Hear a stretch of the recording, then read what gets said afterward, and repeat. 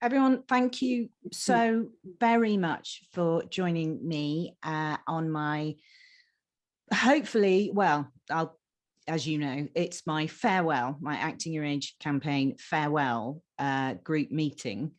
I wanted to meet with you all just to see whether you felt there was any mileage in continuing, or whether you feel, that there are things that you could offer, suggestions that you have that you could bring to this. I don't want to close. It's been an absolute passion of mine, because when you start, you see there's something that's going wrong in the world, and I think women's representation is too important to ignore. You want to fight and you want to do something about that, both from a tentative re-entry into the business from my perspective at the age of 50, but also from an audience member perspective. I want to be able to see women I recognize on screen. I want to see women of all ages on screen, and I want to be able to ensure that I've done all that I can to make sure this isn't happening to the next generation. Mellinger, actress since left Central in 1980, and did a lot of acting in my 20s and 30s, and I'll go into that in more detail later when we give our own histories and experiences. I started my own business in 2003, teaching people from a non-performing background how to perform themselves. And that's what I've been doing. I work with clients globally, from CEOs, lawyers, politicians, creatives, and academics, helping them understand how to be the best of themselves and how they show up in the world. So that's mainly what I'm doing right now because of circumstances. Jules Williamson, I'm a director. I actually trained as an actress many years ago, went to drama school, and I subsequently worked in the industry as a runner and an assistant director in feature films. And I then worked in documentaries, and I made my first drama short film when I was 37. So I'm now 57, and I've made my first feature film, which is called Off the Rails and is about women in their 50s.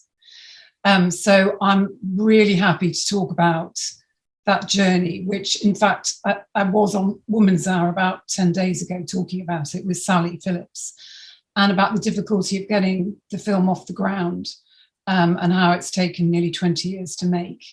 But I am very proud of representing our age group on screen, possibly for the first time. And it's inspired by my own life story. So again, I can talk about that later. So that is my introduction. Eleanor Mills. I'm the founder and editor-in-chief of Noon, as in the middle of the day, which is a new website for women, a new platform for women in midlife, which is trying to tackle all of these issues. What we're really about is trying to help women find a new chapter in midlife, and being really optimistic about midlife as an age of opportunity, when there's so many things that you can do, where women are often freed from a lot of the burdens that they've had earlier on in their careers. And I feel passionately that the narratives, in the same way that you don't see them on screen, we don't see the narratives of women's real lives in advertising campaigns or in the mainstream media, and we're always there as a caricature. Nobody is really talking about the richness of women's lives now. My background is I was a senior editor on the Sunday Times for 25 years. I ran the Sunday Times magazine, editorial director of the paper. And so I also know about the kind of bias within the mainstream press and the kind of sexist ageism that exists there, and the difficulties I used to have maybe getting a picture of an older woman on the cover of the magazine, not fresh enough. Got anything which is a bit more lively? Could we use a picture of her when she was younger? All the time, you might get a picture of an older actress inside the magazine, jolly hard to get her on the cover, even if she was really famous. So the kind of gendered ageism, where sexism meets ageism, is at the heart of what I'm trying to campaign about at Noon. And I think that we need a whole new set of narratives around women and aging and what people's lives are really like. For instance, the only older woman that we often see on screen is a grandmother, but nearly a third of Generation X women who with university educations don't have children. So that wipes out a huge kind of load of the population immediately. So I just think there are lots of ways in which we need a much more nuanced and rich set of stories about the later parts of women's lives. Fantastic. Dawn, can I come to you? So, hi. So I'm Dawn Hurd, actress. Started modelling at the age of 7 with Twiggy as a kid, and then was a child actor, and I am acting to present day. It's interesting because I saw very few people like myself as I was going through the channels. And then, of course, each time I then needed an actress to play my mother, they didn't exist, so because they'd given up the industry, because it's one thing to be old, to be an older woman, but it's another thing to be an older Black woman. There just is no narrative because we don't exist. And unfortunately, the narrative that is, and the visual narrative that is in the mindset of the gatekeepers usually is you're either a lawyer or you're going to be a professional on that level. And then apparently, unless you're like, I always say, look, I know what they're looking for in their heads. And I always say, Gone with the Wind is gone and Mammy is dead. There is another visual of a Black woman, and being somebody of 62 years old, this is what it looks like. Yeah. And yet it's still a tough narrative to feed because of the stereotypical image. You have to be bulky and old and slightly broken down in order to play an older Black woman. And so, I just keep looking for myself. Unless I watch the American narrative, I don't see myself in this country. Yeah. Just going to admit, Amanda, and before I then come to Juliet. So, there I am. There you are. So I have a dongle here. I'm so sorry. He chewed through the cable. And he is a night. So if anyone wants a Romanian dog, he's gorgeous though. Is this your rescue? Yeah, is he an absolute pain in the arse? That's my But anyway, hello everybody. I'm so sorry. Hello. So we're just doing introductions, and I was just going to cut to Juliet, who was going to talk next. I'm Juliet. I'm an actor. Acting for about 42 or 3 years. This is a subject really, really close to my heart. I have written and sort of campaigned and talked about it quite a lot, but not enough and not effectively. I think women's issues have always been close to my heart. And even in my early 20s, I went to the RSC, where there are 12 male director associates at the RSC and no women at all. So campaigned really hard there and took it to the press and got into loads of trouble. And was told by Terry Hands that I mustn't be a gorilla in an establishment tank and all that. But anyway, eventually we did get that issue aired, and then, people like Deborah Warner and so on did start coming in. So, I do think I'm a believer in the use of the press to, when institutions will not budge, like the RSC wouldn't, the National wouldn't. I'm a believer in, using the press to try and get these debates out there. And I wrote about, there was a book called 50 Shades of Feminism that was published by the Women's Press. And I wrote about this very, very issue about 8-10 years ago or something. And in it, I think I tried to sort of collect my thinking about it. And I, as I mentioned earlier, I do think that the problem, this issue, is that people do not conceive that women of our age, women over the age of 40, probably early 40s, maybe at best, have a narrative. It's as though if you look at all drama, the sort of the drive behind drama is, generally speaking, a protagonist encountering an experience. So the experience hits them like a wave against a cliff, and then you watch them dealing with that experience. You know, that's sort of roughly the shape. And there is conflict, and there is, you know, sex, and there's love interest. I mean, that crudely put, if you look at the structures of most dramas, and women after that age are not considered to have experiences in which they are having they're not having new experience. They're not encountering new forces. They're not engaged in powerful positions or in, you know, in frail positions. They're not allowed to be having new experience. It's as though after a certain age, perhaps after, you know, conventionally the childbearing age, then after that, all their experience is in support.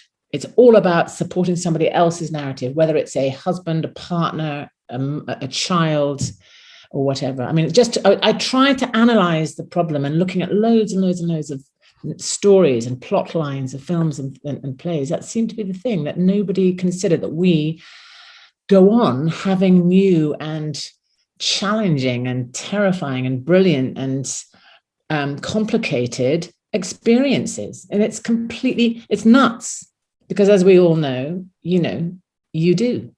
And actually life goes on getting more and more complicated, more and more interesting. You have more to bring, you don't settle into any sort of plateau, but the world perceives it otherwise. And so I was sort of trying to look at the structures of narratives and why it is. But yeah, and then as I said before, I do think that I absolutely agree that it is about writing. But Leonie is also right in saying there are many women who are in positions to green light women's writing who do not. So it isn't just a question of men are inhabiting those positions. Only 7% of film directors are women. I mean, the statistic, and only something like 9% of people writing for television and film at the moment are female as well. So the figures are really, really low. And I do think that, we do start with writing, but we also, but it's a huge subject, isn't it? Because it's not just writing, it's everywhere. As Eleanor was saying, if you can't get a woman onto the front of the Sunday Times magazine, it's not just about writing, it's about being perceived to have any sort of, it's finally about that women's value is only sexual, and they're not deemed to have any sexual interest after the age of 40 something. That's also a huge issue, in my view. Thank you. Kate Muir, can we come to you next? I'm here with two hats. So I also am on the executive board of the Menopause Charity, and I've just made this menopause documentary, as I said before, with Davina McCall. And she was very brave about speaking out about the menopause and saying how unsavory people thought it was. And lots of people did not want her to make this documentary and be seen to be doing that. And she went ahead and did it. And I think she crashed a lot of barriers for us. So I'm very pleased about that. And one of the things just on the side that I'm so disappointed about is Hollywood never talks about their menopause except as a joke. And it's such it's important piece of mental health as well as a bunch of hot flushes. And these changes and, it being your second spring and coming out the other side, and whether or not you have medical help, which is so useful or not. I think it's a huge part of this conversation, and it shouldn't be a negative part. It shouldn't be a panicky part of this conversation, because it is precisely at that transition that women get thrown in the bin. And in general life, you find 12% of women leave their jobs in the 45 to 55 age group. So it's not merely that they're not being offered jobs, they're walking out of jobs, they're not feeling well enough to do them. So partly that, but my other life was as the Times film critic, and until I got too feminist really to be employed there. And I started working for Time's Up, as I said before. And I think if I can perhaps be a conduit to link you into the Time's Up writers group, into Time's Up, who are a great bunch of women, and the younger actresses like, Gemma Arterton, Keira Knightley, Gemma Chan, they are all fantastic, and they will support us. And I think it would be great to start from kind of the kids up and the younger ones, and make it about women. So I could see that happening. And also Bird's Eye View have become increasingly powerful, putting out female-led films and talking about them. And the ex-head of Bird's Eye View, Mia Bays, has become the commissioner in October, I think, at the BFI for films. So she is very keen on this, and we could get her in and say, as Dawn says, we're talking about equality, we're talking about diversity, we're talking about racism here. We're really talking about ageism in that set of collection of the people who should be included and we are excluded. And I think that's sort of incredibly important. I'm just battering into this because I've got to go and pick someone up at 8 o'clock. Okay. But I just thought I'd say that I'm here to be connectivity for the menopause and for Time's Up. And the other fantastic person worth talking to is Jen Smith at the BFI, the Equality and Diversity kind of officer, who I think you know, Dawn, don't you? And she has it's gone into BAFTA and sorted out their equality and diversity. So I think if you had a meeting with her, she's sort of nuclear. She just goes in there and batters things down. And I think she would be a brilliant piece of leverage for this. So, I mean, I'm so glad, we're having this conversation and that we're all here. And I think we can do a lot with it. I wouldn't be disheartened. I think you're just continuing on here. Yeah. Okay. Mm. Jess, can I bring you in as we're talking about equality? And it should be pointed out as well that you are actually the baby of this panel. I was going to declare I'm not even 40, so I had Pfizer vaccine. I mean, I can only say that for another 8 weeks, but I am not yet 40 years old. We'll let you in for now. So yeah, thanks, I appreciate it. And by Westminster standards, I'm literally 12, not just under 40. So I'm Jess Phillips, and I am the Labour MP for Birmingham Yardley, and I am an equalities campaigner. And I suppose my interest in this is looking at what and how the obviously normally my levers of power with regard to any campaign are not the same here, because and far be it from anybody here to suggest that Parliament should mandate what is on the television. It would be diabolically boring, I think, if that were the case. However, there is a place for politics certainly to be leaning on and scrutinising exactly, especially what those that do it under a public sector broadcaster provider are doing, and also any investment in the British film industry, certainly through any subsidies. We all wish it was considerably better than it is, but for me the issue is less, I suppose, about the experiences of those in the industry, whilst that is obviously deeply important. For me, it is about the experiences of the viewer, and how what we see on television leads to the ills that I see every day coming through the door in my constituency. And to Kate's point about the menopause, that no woman has ever come and spoken to me about poor menopause services in my area, even though they definitely are problematic.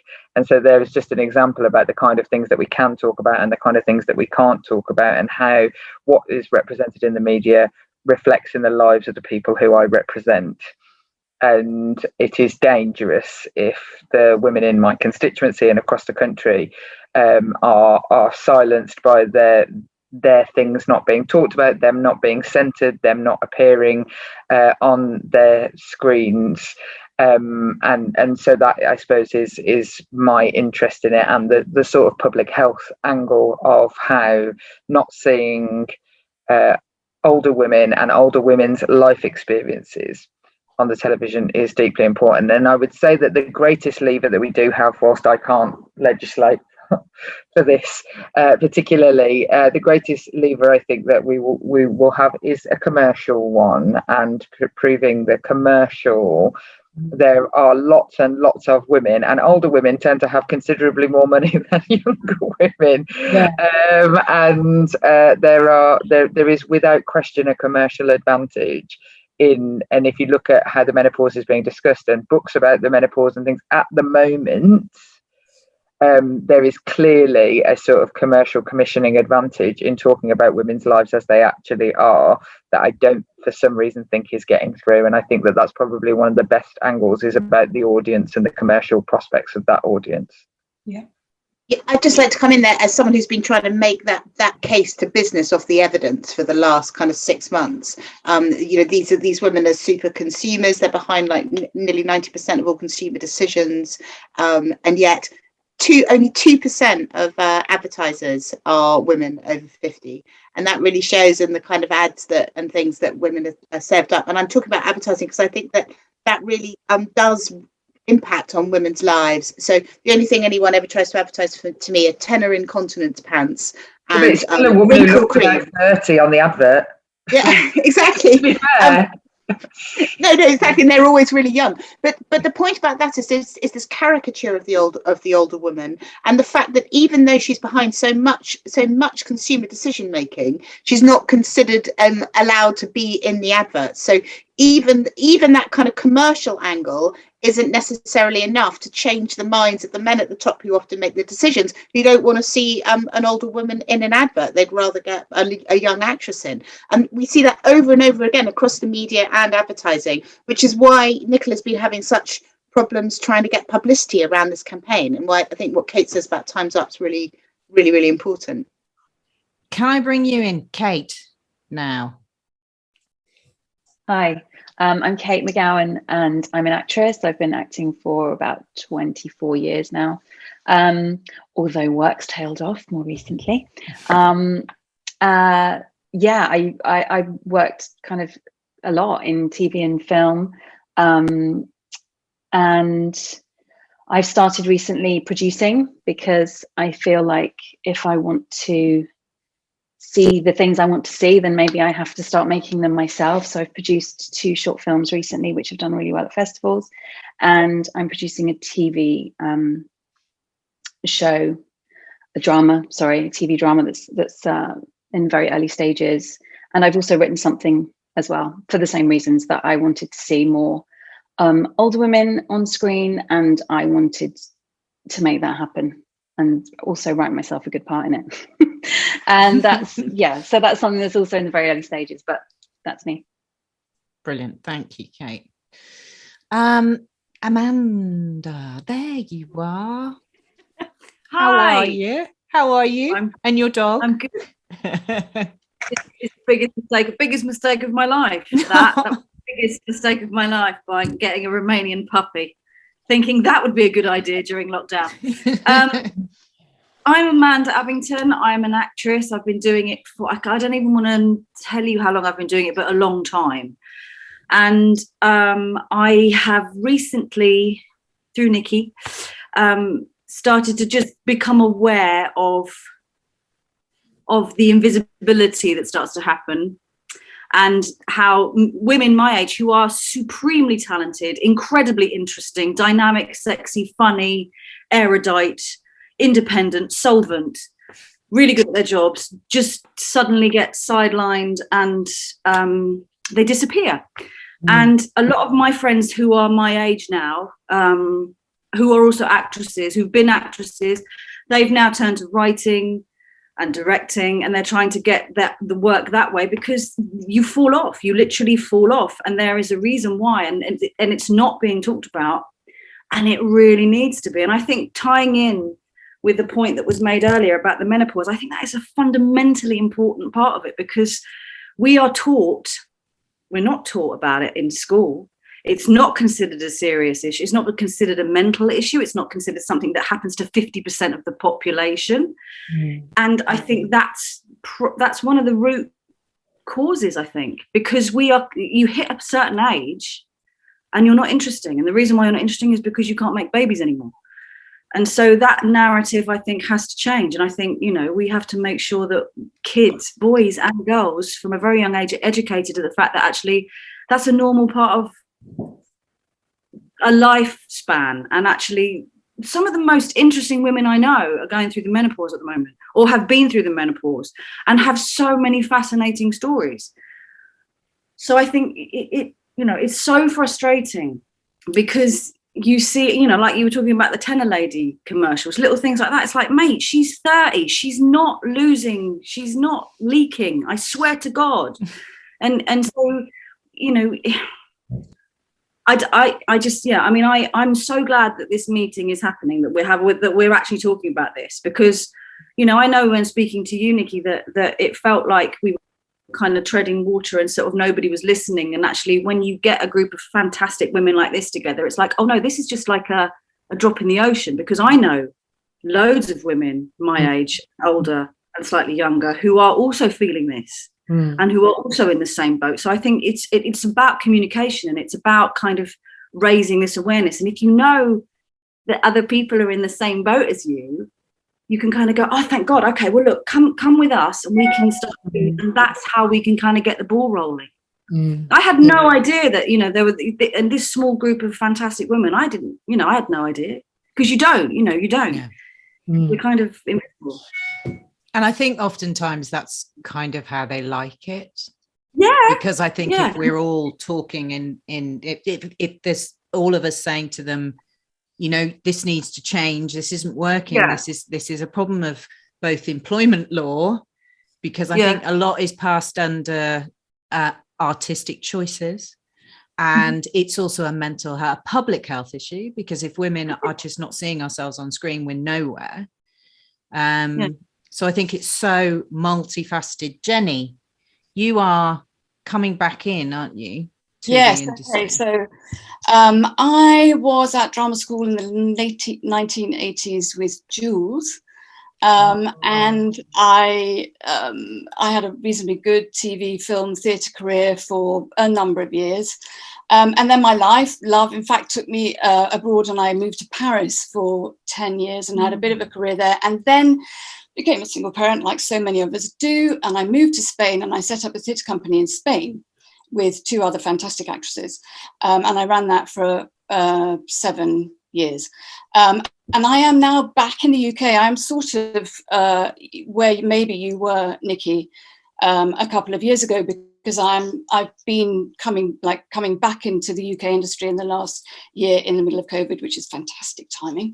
And I've done a great short film playing a character in her 50s, really well in the festivals. But apart from that, I've had nothing.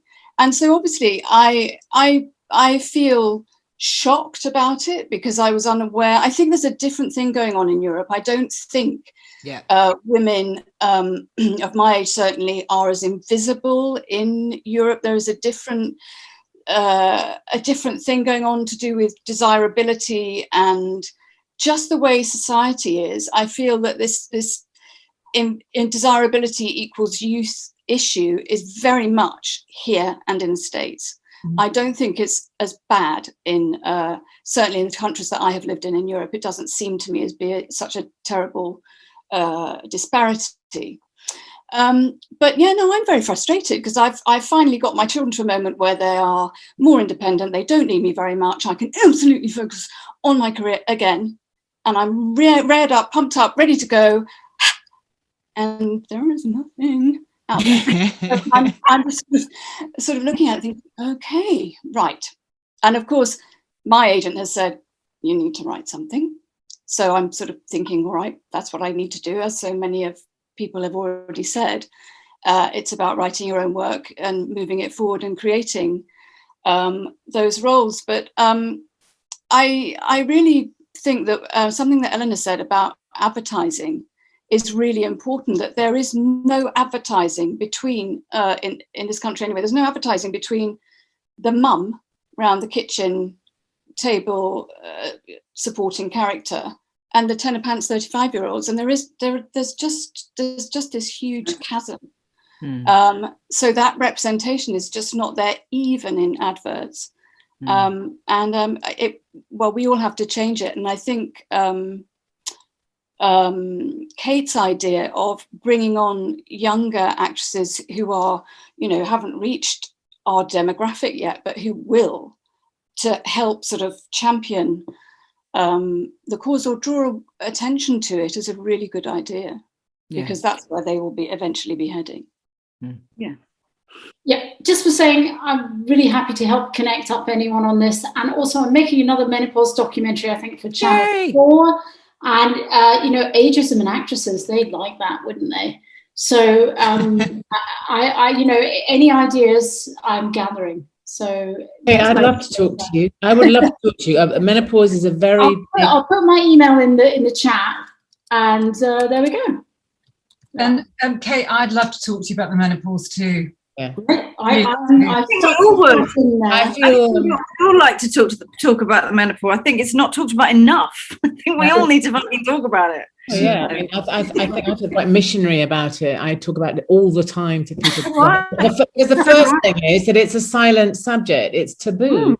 Or and it's like 47. There's 47 different fucking things you get from it. It's like, why is no one talking about this all the time? You should all be talking about this all the time. This should be under COVID. This should be the next thing everybody talks about. We will hold another meeting on the menopause. Definitely. You need to call a menopause one. All right, I'm gonna go. Bye. Thank you. Bye. Thanks, Kate. Bye. Jules. Would you mind if I butt in here? Because I know Jess's got to go soon. I think one of the big problems, and I have talked about this, I did an interview in the BBC production Unlocked series they've just started, and the first one they did was women directors. I just think that I'm sorry, I'm speaking quickly, I'm speaking very broadly, but on many levels, I think the industry we work in is very difficult for us in all sorts of ways. And I think that people aren't prepared necessarily to take those risks that we would like them to get that representation on screen. The unregulated nature of the industry is the beginning, middle, and end of the problem in almost every regard. And I speak as somebody who also weirdly works for a completely unregulated industry that has no that relies on patronage and keeping, and doing what as you're told, and people with power being able to turn the screw. So but there is no worse industry than, I don't think, for lack of regulation, than the media. Certainly with regard to the way that television production is made, with big broadcasters employing almost nobody, and everything coming from independent organizations selling into broadcasters, and therefore nobody is employed. And so that even trying to take, although there were against the BBC, weren't there? There were age discrimination cases taken successfully. That is going to be few and far between in a manner to change it. And really, I suppose the stunt that would highlight it is the idea of a young woman saying, I'm not going to act against somebody who's 30 years old enough to be my father. Yeah. I don't like it. Makes me feel sick, the idea that this would be my love interest. But asking that of young actresses in an environment where they have no power, and the power is all held by executives who will just sack them and get somebody else, is an almost impossible act. And so it is that the audience demanding it, and it's the same in politics. It's exactly the same. Like, if I want something, I'll just be ignored until voters want it, and then they're like, shit, we better listen.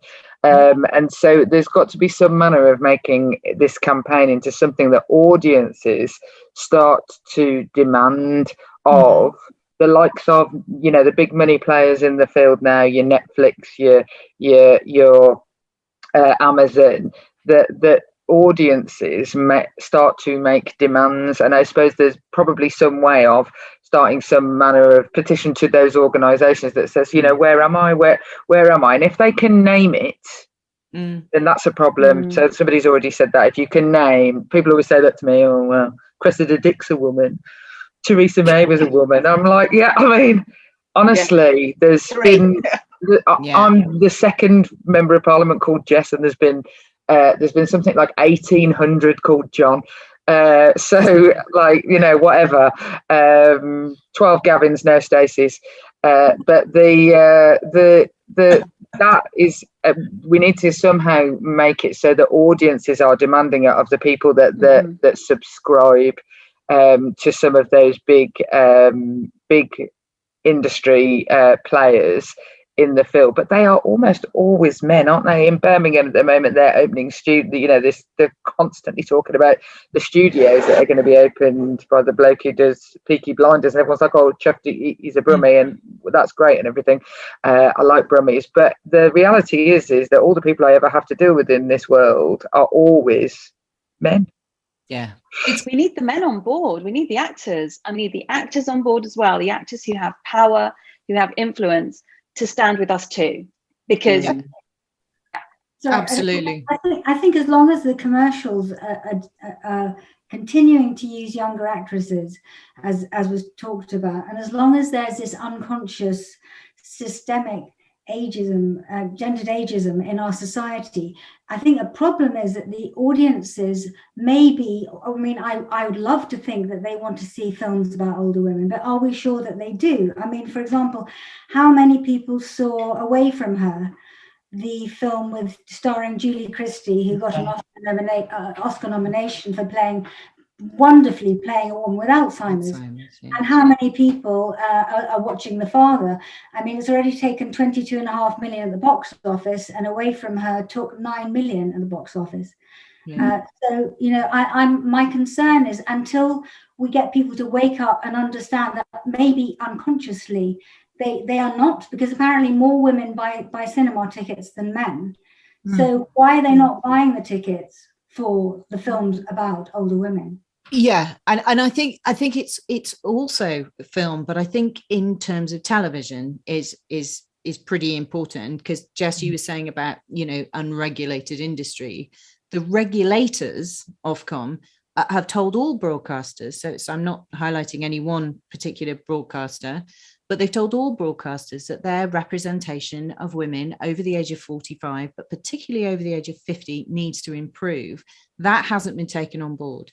When it comes to representation of younger audiences, that has been taken on board and changes are being made. But for me, when I did a deep dive into BAFTA, I found that over the last 21 years, the average age of female nominees for BAFTA has dropped from age 52, average age 52, it's trended down to average age 32. And that is something that I met with BAFTA and I said to them, what is this? And of course, BAFTA are only being presented with the products that are being put forward, and it's the juries that decide which ones are nominated. But 20 years, in 21 years, and this year was the first one since 2016 where there were no actresses, none of those amazing, fantastically talented young women were over the age of 38. And so if it's not happening on the small screen, it's not going to transfer over as being commercially viable on the big screen. It's just not going to happen. Well, before I go, I will just say that I will offer. So if Ofcom have said they've got to do that, I'm happy to write on my fancy, scary headed notepaper, which I just would like to just give it out to people. Save me the admin. Just everybody gets a piece. You can write any fancy letter you like. I get boxes of it sent to me. That I will write to them and ask them what they've done in this bit. So Ofcom have said that they've got to do it and that they've managed to do it, and I will write to. So I'm happy to write to all of those and say, what have you done in this space? And obviously anything else that I can do to help, because it is genuinely frightening for me to see my constituents become unrepresented and hidden, and older women are in every single metric more discriminated against. It carries through. What you cannot be, what you cannot see, and it carries through into the lives of women in the real world, without question, that they're much more likely to be discriminated against in every regard, certainly around work and health services, etc. So I'll happily do that. if you write to all those people, will you tell us? Because we can because Nicola's had a real problem about the news media going, well, what's the news peg? So if you've written to them all, that's a really good that's a really good kind of peg for one of the one of the papers to do a kind of big number about it, or even to get it on Sky or something like that to talk about it. Because I think that there is appetite. I think that there is appetite amongst women or in society for this story. I think the way Nikki's managed to get David Baddiel and those kind of people on board saying it's outrageous, I actually don't want to be seen on screen snugging a 25-year-old. My children think it's really revolting. It should, really is, because he's got kids who are that kind of age. It's wrong, and a lot of the men know that, and we don't particularly want to see it. And I also think that there are much better, fantastic stories about new beginnings for women in their 50s, because what we see on my platform is just these incredible stories of transformation and people just coming into themselves as they become 50 and doing all these things that they've always wanted to do kind of all their lives, and yet we're not seeing any of those incredible stories. That was partly why I set up what I did, because I wanted to give a platform so women didn't think it was all over, that they were over the hill, but that they realised there was so much more to come, and there were all these women doing incredible things. They're out. I'm looking forward to it. We just never exactly. And I want women coming up to look forward to this point as an age of opportunity. But they're not at the moment, and it should be the same for actresses. So I think if we have to galvanise all women to see that this is a problem that affects all of us. And you're right that there's a lot of internalised misogyny, because lots of women have been told to despise older women because they're no longer fanciable or fecund or to men, and we're all taught to value ourselves through a kind of male lens, and but that's really what we need to talk about. These girls are hating themselves. When you're reading that 13-year-old girls are going to get Botox because they hate the idea of aging, you have to say to yourself, this is bleeding down to younger and younger women. They're not. Why is this happening, and how are we allowing this to happen? How are they seeing older women as the worst possible thing? So we're teaching our young girls, you can be anything you want to be in life at all, except an older woman on a UK screen. And it really does. But we're all, every woman's going to end up getting old, so this is something we have to fight for everybody. If we're lucky. If we're lucky. Can I jump in? Juliet speak. Sorry, Juliet. Just jump in for a second before we lose Jess Phillips. Jess, I would be really interested to hear more. You said the most extraordinarily interesting thing earlier when you said that you have witnessed women in your constituency whose narratives are not being told, that that if they saw their narratives being told on our screens and perhaps stages, but particularly our screens, that you think that would make a significant difference to their difference. I would really love to hear more about that, because I think there we take this issue into a completely different level, right? And I would really love to sit down with you or have a Zoom or something with you. Sure. And hear more about specific instances, and then maybe we build a story around that, because I think that's an extraordinary statement to make. That you, as an MP representing thousands of people, actually can see that without their stories being told on screens, that they can recognise and identify with, that things are happening to them, which are not being told, and which would not be happening to them if they could see themselves. So I'd love to talk to them. I was putting my email in, but then I'm rubbish at typing. Hang on. Jess, would you do an event, do you think? Could you do an event? We could do it in House of Commons. We could do an event in the House of Commons. I think we're allowed to do that now. Who knows? It's closed for the next 6 weeks, but nobody was allowed in or out for ages. But we could absolutely gladly do something. And there will be lots of stories about how, for example, Kate's documentary about menopause has led to women talking to me about the menopause in my constituency. So when you talk about whenever there's anything on the television, drama or otherwise about sexual violence or domestic abuse, not necessarily news, often not news, but dramatizations, people will come and get in touch with you about their stories. So it's like often women especially need to be given permission by society to speak about the things that happen to them, and there's a constant issue about needing to be given permission. And so we need to find, like, the amazing Northern Ireland abortion drama that they put on, where I was played by an actor who looked nothing like me, recently, and she was a lot older than me, and no offence, but I was a bit like, I'm not that old. And loads more people felt that they could get in touch with me after that to talk to me about their journey of coming from Northern Ireland to Birmingham to have abortions and things. So it definitely it bears fruit. So my email is I work in a women's refuge in North London. I do work with the women there that come in who have been in violent and domestic abuse situations, and they said this week, they know I'm an actress, and we do like workshops and stuff to build them up, and they said the same thing. They just said that when they see those sort of dramas that are portrayed on the television, and a lot of these women are older, a lot of these women have been in abusive relationships for like 20, 30 years. And they all say, we are not, they're not represented. And when they see that on screen, they feel more compelled to get away from it. It gives them some sort of confidence and impetus to actually seize back their lives. And it's very see that there's a way out, I guess. See that there is a way out. They can sort of. Well, also it's just their narrative, isn't it? Their narrative is no longer something that is silenced.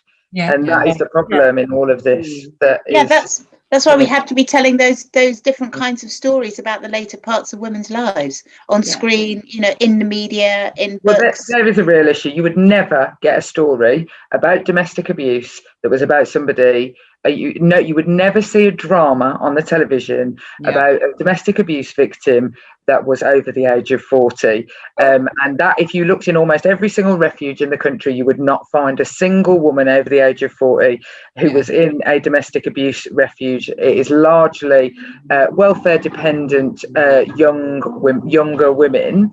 And the reason there is no domestic abuse services for older women in the country. And the reason that women don't come forward when they're older is because they don't recognise themselves as being the thing that people talk about as domestic abuse victims, and there is never stories about older women being abused in any way.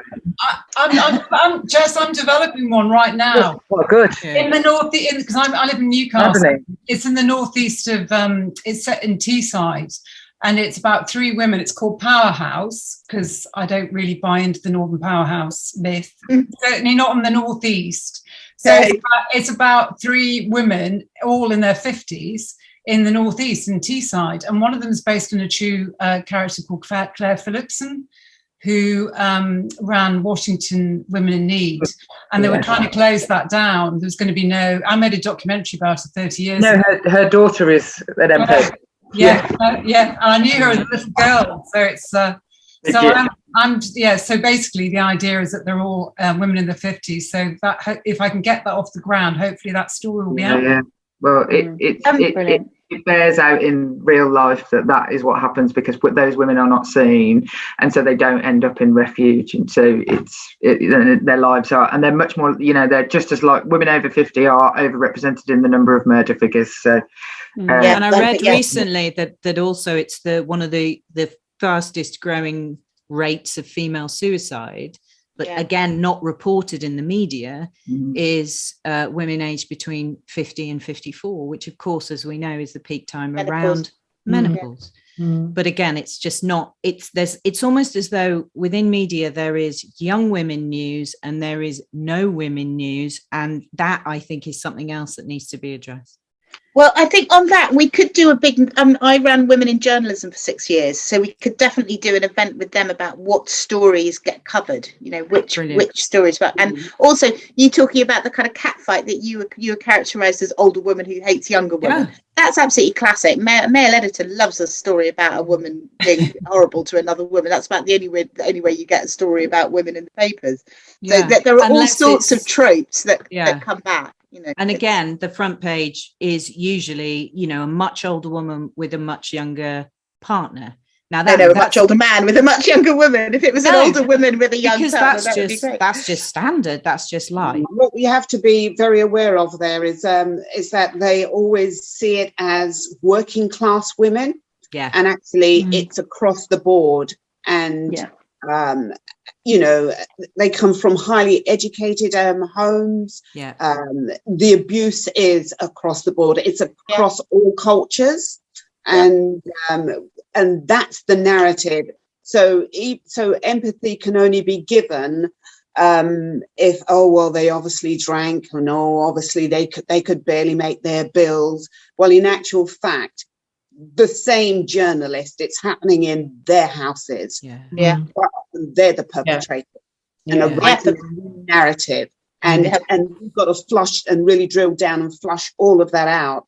And quite often they don't want to say it correctly about cultural differences, but there are issues in different cultures, and it's seen as, oh well, that's their problem, it's their cultural thing, we'll leave it over there because we don't want to offend them. But in actual fact, it holds those women captive because no one talks about their story.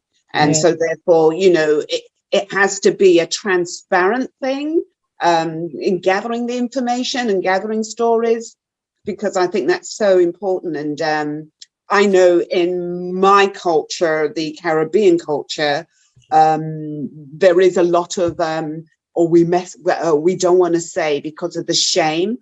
Henceforth, in Asian women, the shame, and then all of a sudden you only hear about it when the body's in a suitcase. Yeah, there you go. It literally has to, before it hits the paper, but it's there in that whole thing. And again, as someone has said, if you don't see that your narrative has been explained on the small screen first and foremost, they don't feel empowered to speak up. I think that's and feel that they can go and look and have access to people who may want to listen to their stories. So it's a much wider pond than the narrative that is out there. I think we can definitely broaden the way that you frame the importance of this discussion, Nikki, out of this, that it's that real President Obama kind of can't be what you can't see, and the kind of all the stories that aren't being told and the effect that has on people's lives. I think that could be a really powerful way to I think so, because a lot of the audience stuff, you know, the surveys that I've done and the data that I've brought back, and one of the most, I think, upsetting was the fact that I asked for people filling out the survey to identify how many men over the age of 45 that they saw on screen and how many women. And 48% of audiences came back and said we can identify more than 15 men in middle age, and only 9% of the audience came back and said they could identify women in middle age. And you think, what, you know, why? And everybody I've spoken to, so I've been really lucky to talk to BAFTA and to talk to the BBC and to talk to Channel 4 and Equity and Back 2, and it's all happening. But they don't actually do anything. You know, you can have lots of discussions with people which don't actually lead to a kind of a change. So we need to kind of unlock something which is going to shame them into some action, I think. Right. I do want to just say that I'm only now in a TV series because the lead actor wanted a wife character who was comparative to his own age. Wonderful. That's it. And so when I think Kate had said about you've got to get the actors on side. Yeah. And he dug his heels in and he did his due diligence and brought the information to the gatekeepers, the executive producer, who was a woman, and the producer, and literally, because he did have to really kind of hold on to the handlebars and go, no, I'm going to drive it this way. And he actually brought it to them and said, not since 1969 has this happened. And so they acquiesced, and so I'm here, you know. But we do have to do due diligence because they are literally visually deaf and they are tone deaf. So that's what we're up against, as you know, Nicola. Look, thank you, everyone. I mean, I don't know, because we're at time now, Yeah. So I don't know. I'm gonna have to go. It's been such an interesting discussion. Thank you so really much. nice to Ellen. meet you all. Thank you. Thank you. We'll win in the end. Bye. Thanks for this, Nikki. Bye. Bye. Bye. Thank you. Thank you. Bye, everyone. Bye. Bye. Thank you, Nikki. Bye. Thank you very much. Thanks so much. Thank Yeah, you. thank you, Nikki. You've done an amazing job. Yeah, Thank brilliant. you. Absolutely brilliant. Okay. Bye. Thank Bye. you. It's Bye-bye. ironic Bye-bye. closing your campaign down has led to this. Yeah. So you're not going to close it down now, I hope. Well, that's what I was going to ask. That's what I was going to end with, really, is that if everybody feels, you know, I'm totally in the dark. I've got no I idea. think you need to. I think you need to continue, Nikki, because it's. Yeah. I think having this has given me a bit of hope, actually. that Oh, you know, thank maybe we you. can form a plan. Maybe we can form a.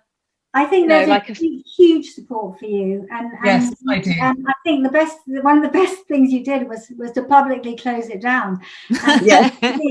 see the outcry, Yeah. and see that actually there's a lot of us out there who are absolutely gunning for you and for this campaign, and it needs to happen. Thank you. For society as well as for the profession, it needs to happen.